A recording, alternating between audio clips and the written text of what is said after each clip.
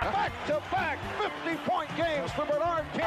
Jordan trying to shake off Starks. Oh, what a move by Jordan! Here's Michael at the foul line. A shot on Elo. Good! The Bulls win!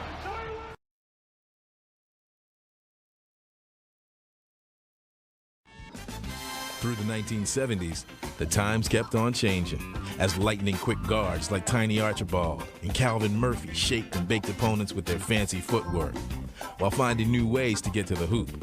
But the master of improvisation was the man known as the Pistol, Pete Maravich. Just say the name Maravich, or the nickname Pistol Pete, and the mind's eye recalls the flying hair, the floppy socks, the incredible moves. He was box office, and he was a metaphor for what the sport of basketball can be. Keep your eye on his hands as Pete Maravich demonstrates some pretty slick ball control.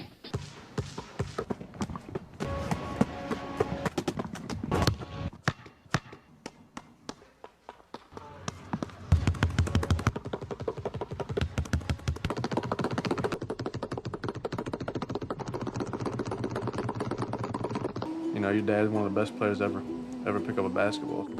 You're looking at Pistol Pete Maravich, in my opinion, the greatest playmaker playing today. I'll probably have to say Pistol Pete. Flying hair at the top, rolled down socks at the bottom, a 6'5" enigma in between. Pete was blessed with a great amount of ability, natural athletic ability. Pete could do a lot of amazing things with the basketball.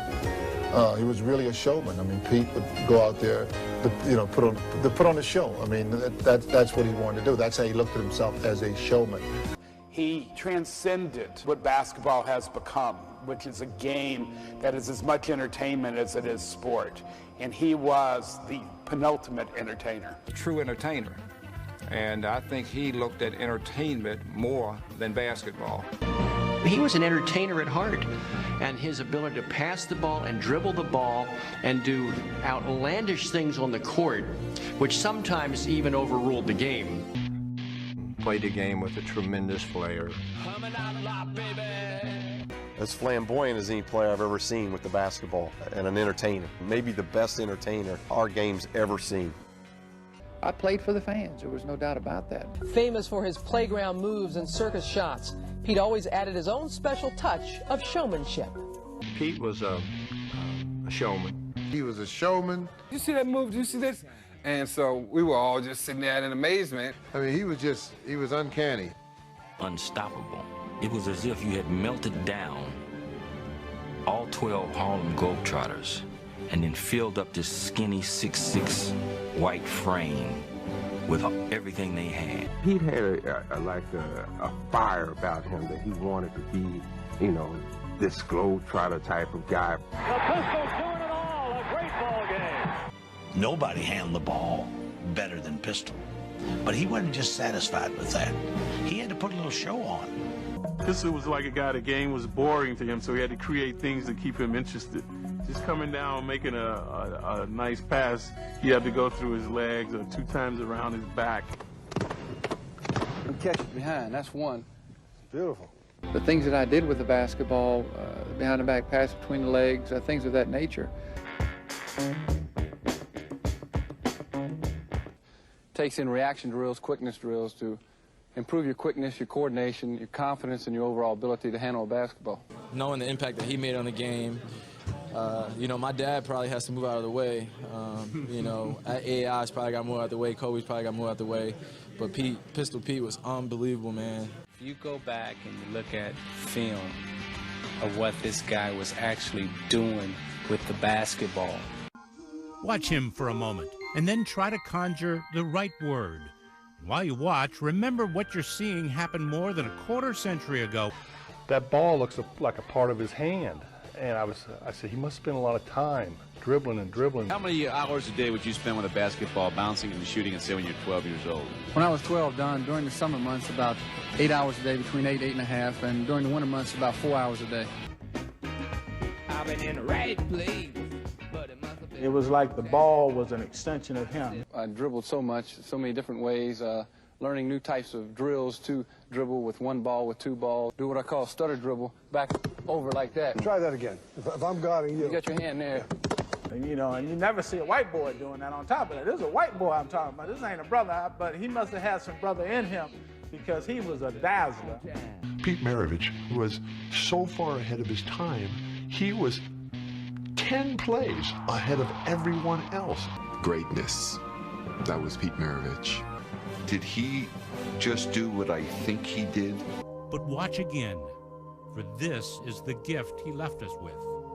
Have you found the right word yet? That was sweet. Very deceptive pass. Usually on a 3-on-1 situation, you start out throwing the ball in this direction like you're going to throw it out to this man coming in, and actually what happens is it goes the other way. What's the right word? Magic?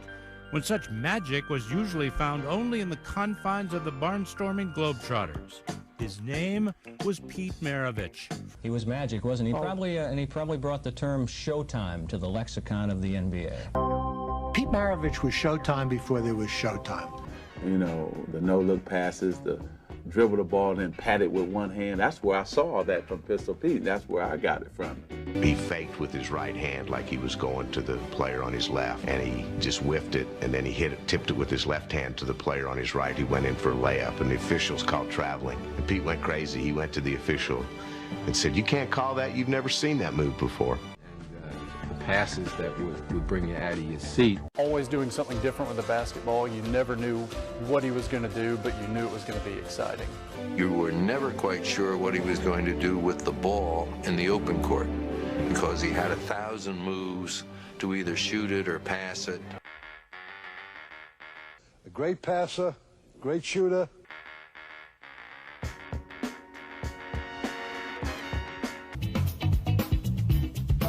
Pete just has so much razzle-dazzle in his game. He was just hard to guard.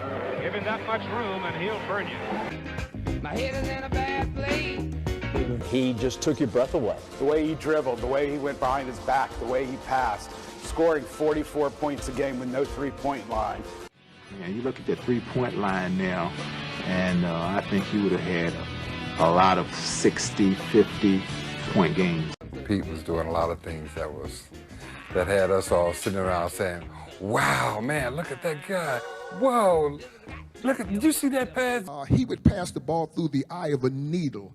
And the wrist passes, the fake behind the back, the way he would fake passes that the entire world would react to, and then he'd pull it back and stroke the shot. He could handle the ball, he could shoot the ball. He was a pure shooter. And able to shoot the way he can shoot. In different angles, I mean, he could flip the ball with his left hand over here and it'd hit the board and shoot right in the basket.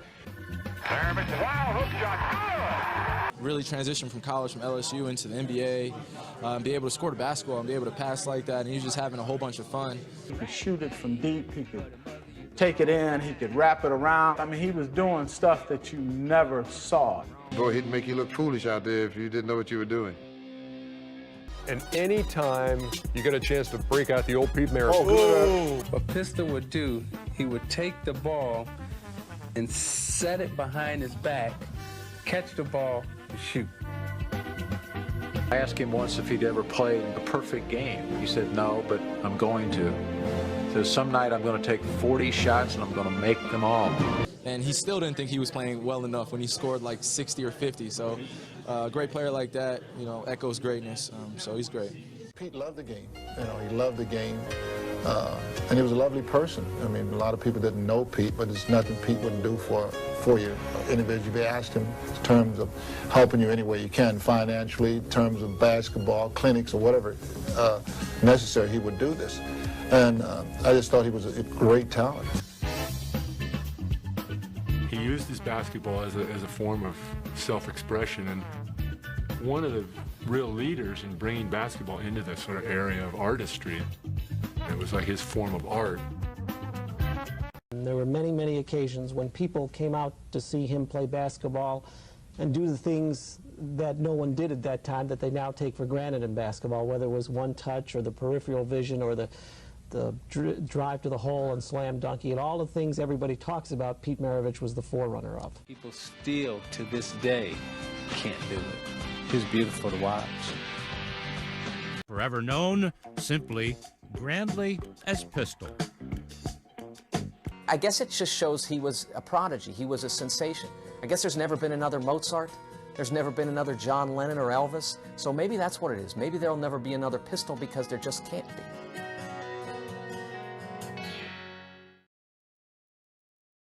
You know, in college, Pistol and I fought for the scoring leader in the country. And all 3 years, I was second to Pistol. And I did a lot of things in college. I've set something like around 50 basketball records from high school, college, and pro. And I used to make excuses. The only reason Pistol scored more than me is because his dad coached him and so on and so forth, until I got to play against him. But I'm the leading scorer. I averaged over 44 points a game for a 3-year period.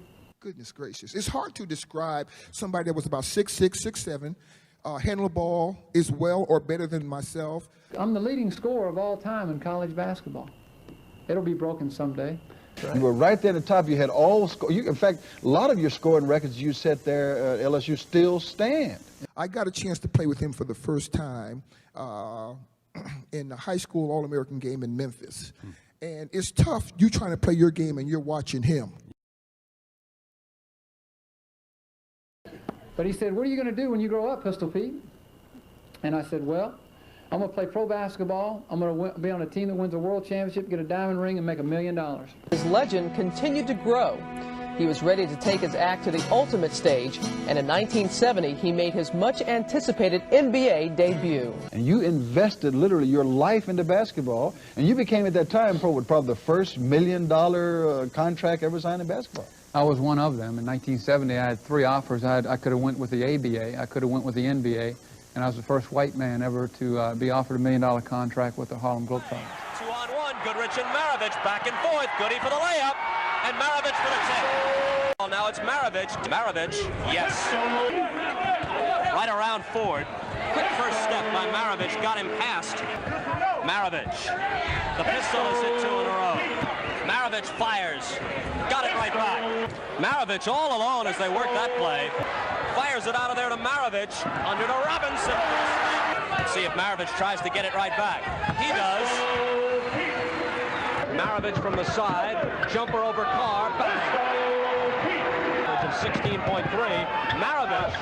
Little one-hander. Dainty as can be. That's Merriweather, the center with it. Maravich to Griffin. Griffin looked like he walked with it. No call. Missed the shot. James tipped it in. We're tied at 75. First foul on Eberhard, 3rd on Detroit in the 4th quarter. Now he'll wait for his teammates to join him and set things up. Robinson has daylight. Good off glass. And the Jazz have a 1-point lead. Now here comes Maravich in a hurry. Watts on his left. Pistol pulls up for the jumper. Yes! Money on Maravich. 3:05 remaining. Maravich from 20. 94 to 91. Maravich has equaled his average. He has 28. Saying that Maravich might be on the trading block. That drew an angry response from Pete, who suggested that perhaps the Jazz should trade their general manager, Louis Chappelle, rather than him. 5 seconds. 4. They get it up court, and this is going to do it. Robinson's going to stuff it to end the game. I can remember when Pete got traded from Atlanta, where he started his career, over to New Orleans when the team went down there in his expansion team. And they had never won a game. They were 0-14, and they were the worst team in the league. And Otto Moore was the center, and they couldn't do anything, but Pete was just lighting them up. And the Portland Trailblazers, we go in there, we had a team, and it was not the championship team, but we had a good enough team. And we were pounding them early, way up at halftime, and Pete in the second half just takes over. And he goes absolutely wild. He's playing 1 against 5, and he's up and down the court shooting jumpers, hooks, full court behind the back passes through guys' legs. He's just everything. And at the very last play of the game, we're up 1, and Pete dribbles up. 4 of our guys go chase him because they know he's not going to pass it, and he's falling out of bounds, and he shoots it as he's tumbling over the row of fans in the corner. Literally. And I am standing underneath the basket waiting for the last rebound of the game. We're going to win the game, and they're not going to win a game ever, the New Orleans Jazz, and the ball swishes. As great a shooter as he was, Pete's enduring legacy was his mastery of the basketball. He had an endless repertoire of trick shots and fancy moves. Just regular shot, regular jump shot. Regular jump shot. That's his money shot. He's the current NBA scoring leader, was the leader last season. Bubbles with a regular jump shot. Regular. Regular swish, Bubbles. Another whistle, another letter on Bubbles Hawkins. Two-hand scoop right here. Two-hand scoop.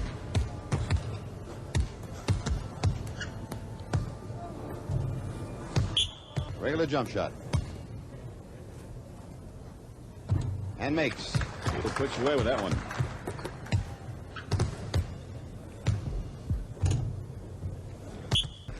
Regular jump shot.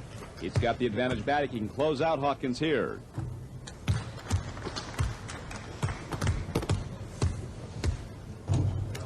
That's it. That will do it. Pistol Pete Maravich, the NBA scoring leader, advances to the second round with a win over Bubbles Hawkins. All right, take one dribble, throw it behind your back, catch you with the right hand laid on the opposite side. Okay. That's easy for him to say. This is a Pistol Pete specialty. Round the back, through the legs, up from the other side.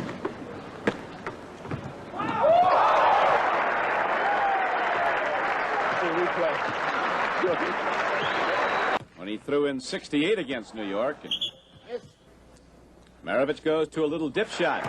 And a similar shot earlier. Both feet down here.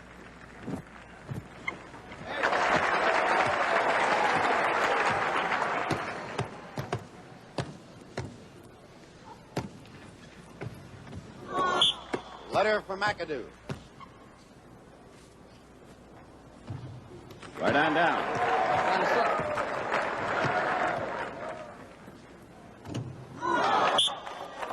Big guy pulled the string. And so Maravich advances to the quarterfinals. And Bob McAdoo of the Knicks goes out.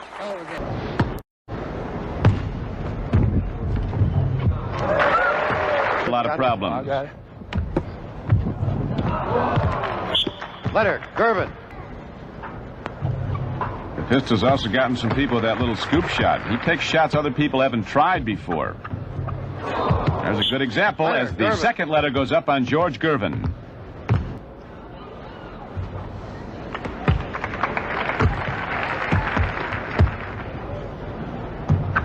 That's a tough one. These guys haven't done that before. And 3 letters are up on George Gervin. Gervin takes control. Bank shot. This competition coming to you from the Omni International Complex in Atlanta. Off the backboard. That is a tough shot. As tough a shot as there is. Straight away off the glass. Letter, Maravich. And so we're even. Off the backboard. The eventual winner of the horse competition will receive a check for $15,000.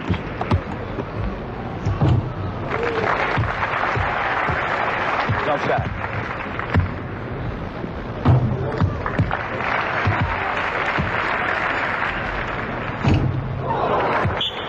Letter. So the pistol is now a letter from elimination as George Gervin is filling the basket up. Oh, yeah, all day. That's it? That's it. Jump shot. One letter from elimination has the shooting advantage back, and he's going to sit down again.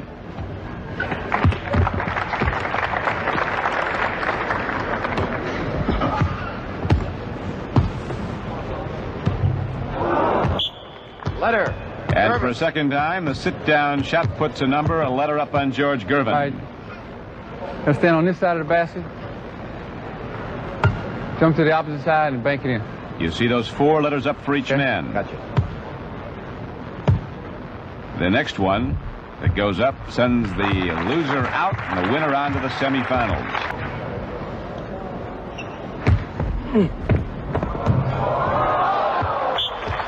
And so, NBA scoring champion George Gervin of San Antonio goes out, and Pistol Pete Maravich is a semifinalist in the horse competition. And, of course, the pistol. He wears number 7 this year. Maravich, the captain of the club, and averaging 29.8 points a ball game. Well, the Knicks having a tough time defending against Pistol Pete right Going to the line for the second time. He is 1 for 1. That's the first foul on Monroe. Red Holzman is screaming at Don Murphy. Maravich in his 7th year from LSU.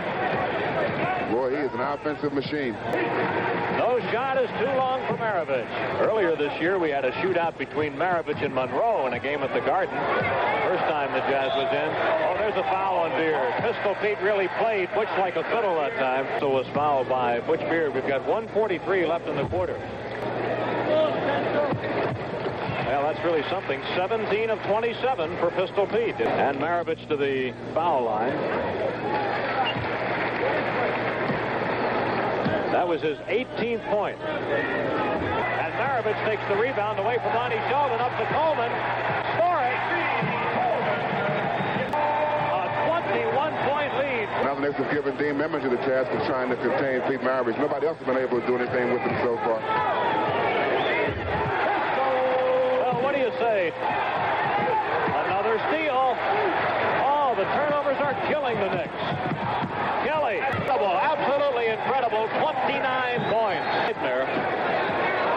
Last night it was the third quarter that was so bad. Bo Howard, back on January 11th in the third quarter at Portland. He has hit for the highest number of points of any player against the Knicks this year. He's got 41. And now with 48 points, his teammates rooting for him. Look at Coleman. Coleman leaped into the air when he scored. 65 for the pistol. 68 for Maravich. And a steal. Look at him fight for this ball.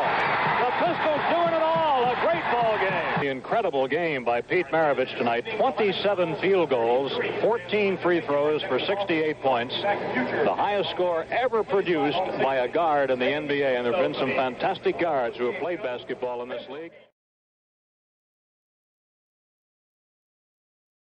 Pistol Pete brings back a lot of memories. I can remember when I was growing up, it was a household name, and I'm not that old. I think Pete Maravich probably did as much for basketball as just about any big-time scorer ever has. A lot of people don't know I used to work out with Pete Maravich when I was in college in the summertime, and so he helped prepare me for the pros. I think Pete was the first superstar to play for the Hawks. Going in the attic, you know, these past couple of years and reading article after article and how big he was and still is. He revolutionized basketball during that time. You know, he was before his time. Still, Pete was a pioneer. He's almost larger in death now than he was in life. He was so far ahead of his time that the way they play today is almost a mirror image of what he did. His ball handling skills, his scoring ability was amazing. And there's still some things he's done that I haven't seen people do today, so it doesn't surprise me that he's bigger than he was. There's plenty of players who worked on their games and did whatever they did to try to compare to the great Pistol Pete. He was an amazing player, amazing person. I'm excited to be a part of the night where we honor Pistol Pete. He's one of the greatest players to ever play the game. Retiring the 44, Pistol Pete Maravich. That's right. Love that. That's going to be. That should have been done, did that. Pistol Pete Maravich.